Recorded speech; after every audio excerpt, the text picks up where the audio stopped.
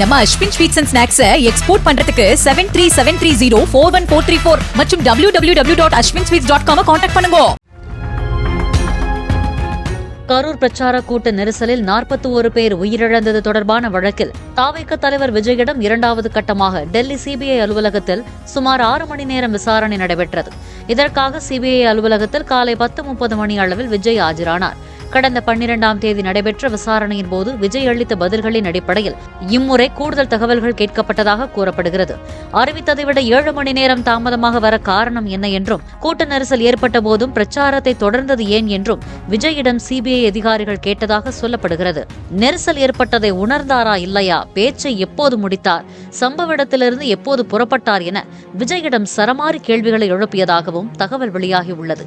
மாலை 4:30 மணி வாக்கில் விசாரணை முடிந்து புறப்பட்ட போது சிபிஐ அலுவலக வாயிலில் காரிலிருந்து இறங்கிய விஜய் அங்கு கூடியிருந்த தமது கட்சி தொண்டர்களை நோக்கி கையை அசைத்தார். பின்னர் காரின் முன்னிருக்கையில் அமர்ந்து கையை அசைத்தபடியே சென்றார்.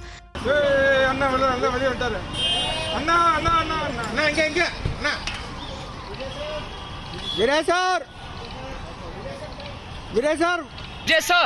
A short, if you could please speak about the interrogation, sir. No.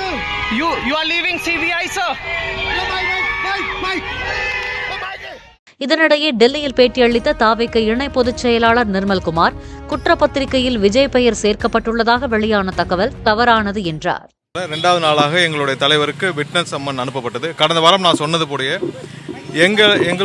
எங்களுக்கு உகந்த இந்த தேதி எங்களுக்கு உகந்த தேதின்றனால எங்களுக்கு நாங்கள் இன்னைக்கு ஒத்துக்கொண்டு இங்கே வந்து எங்களுடைய தலைவர் தேவையான ஒத்துழைப்புகள், ஏன்னா இந்த நிகழ்ச்சியில் என்னென்ன நடந்தது, எவ்வாறு நடந்தது, எங்களுடைய தலைவருடைய புரோகிராம் பற்றின ஷெடியூல் எல்லாமே அவங்களுக்கு தேவையான என்னென்ன தகவல் தேவைப்படுதோ நிகழ்ச்சி சம்பந்தமாக எங்களுடைய தலைவரிடம் இன்று கேட்டு தெரிந்து கொண்டனர்.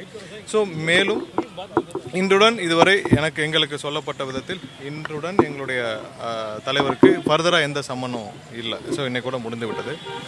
இன்று எங்கள் கட்சி மீதும் எங்கள் தலைவர் மீதும் எங்கள் கட்சியில் சார்ந்த மற்றவர்கள் மீதும் பரப்பிக் கொண்டு வருகிறார்கள். அனைத்தும் பொய்யான தகவல்.